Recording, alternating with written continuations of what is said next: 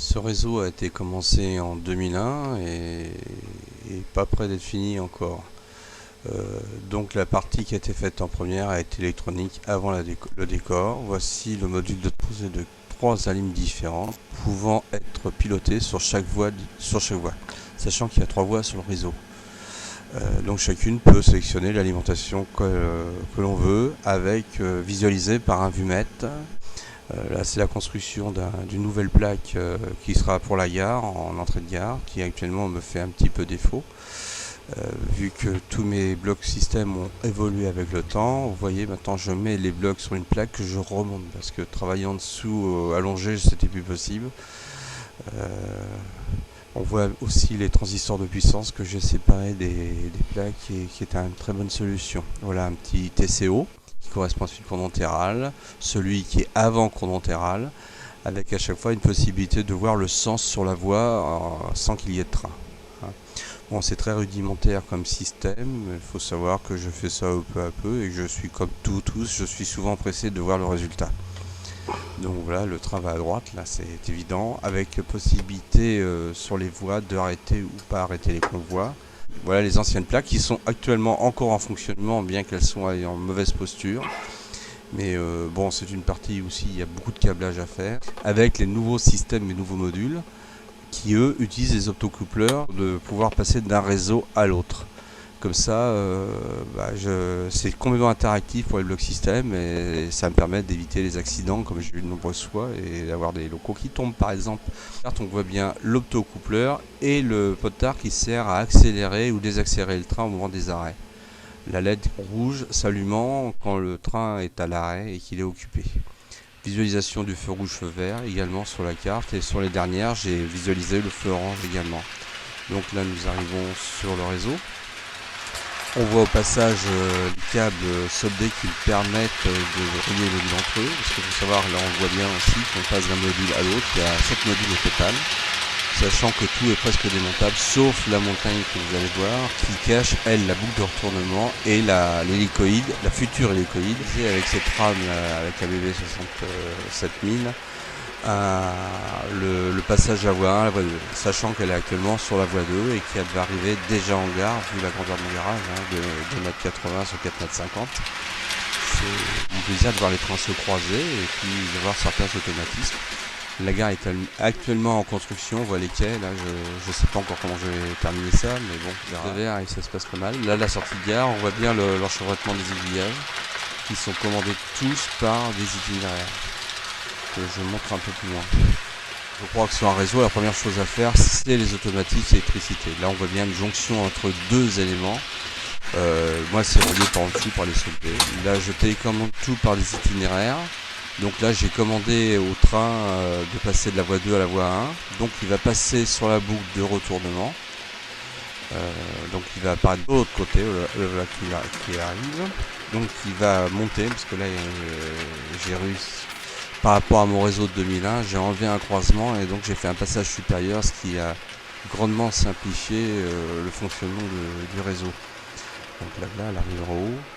Dans les tunnels, il y a des photos qui sont pour l'humour, pour certaines personnes. Voilà, donc le passage du viaduc, que j'ai récupéré dans une vente. Pratiquement tout est acheté d'occasion ou sur eBay. Voilà, grosso modo. Là, juste derrière, j'ai ma porte de garage. Là, c'est une ruine que j'avais. Maintenant, bon, c'est Sandra Lagravier, chose que je savais pas. Donc là, pour arriver sur la voie 1, je suis obligé de laisser le passage du train. Une fois qu'il est passé, je commande l'aiguille. Donc c'est un moteur, c'est toute la fabrication maison pratiquement. Donc le train redémarre. Et il est sur la voie 1. Bon, étant donné que je suis quand même un piètre réalisateur de films, j'ai des plans qui me manquent pour vous montrer les raccords. Mais bon, voilà, là c'est les feux. Donc pourquoi ça clignote pas? Parce que tous mes essieux sont graffités, ce qui fait que ça fait une consommation constante. Donc là il est à l'orange. Le bloc il est pas loin, hein, le wagon de queue il est presque, donc il va passer à l'orange rapidement. Donc là je commande l'accès à nouveau dans l'autre sens. Donc évidemment j'ai différents moteurs d'aiguillage, j'ai du Peco, j'ai du Rocco. Voilà. Donc il y en a c'est les moteurs, j'ai 2-3 moteurs de Gnaco. passe au prix, ben voilà, j'ai décidé de fabriquer mes propres moteurs. Donc les retourne sur sa voie 2, là qui a là, excusez l'éclairage. J'ai souvent utilisé une lampe de 12 volts avec 50 watts à la main, mais là j'avais un petit peu oublié. Voilà, donc je remonte, tout est fait à la main, hein, il n'y a pas pratiquement pas de pied. Là, voilà, c'est parti, elle démarre un peu vite, sachant que bon, je suis encore balbutiement de l'installation. Donc cette petite rame suisse qui est conventionnelle, hein, étant donné que c'est des wagons allemands avec une loco suisse, mais moi c'est le plaisir de voir rouler les trains. Voilà, j'y prends, c'est super. Voilà. Donc on passe devant Cournon-Terral. On revoit la montagne qui cache évidemment la boucle et la future hélicoïde qui pour l'instant n'a que le bois qui est fait. On rentre en gare, on passe sur les jonctions entre les différents. Voilà. On voit bien que les quais en construction. Ici, le train de marchandises. Alors, quand ce train de marchandises, normalement, on voit l'évolution des feux dans le plan suivant. Voilà, ce qui est le cas. Vous voyez, donc il est au carré, c'est le deuxième à droite. Donc, il y a les itinéraires en haut fonctionnent également, mais là, bon, je suis sur la voie normale, tout est bon. Là, il va passer à l'orange normalement. C'est le cas, et là dans peu de temps il va passer au vert, étant donné que la section fait 1 mètre, 1 mètre 50, donc c'est vite fait, ce qui est le cas.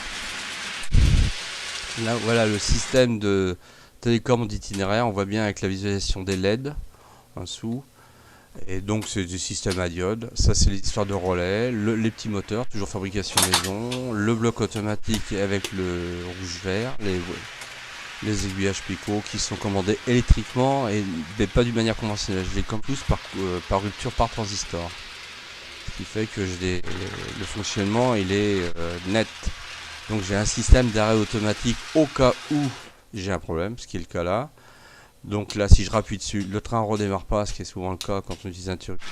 Ce système permet d'éviter bien des conflits. Encore la jonction et je vais terminer ce petit film là-dessus sur mon petit clavier, comme je viens de l'apprendre. Allez, à bientôt pour un prochain film.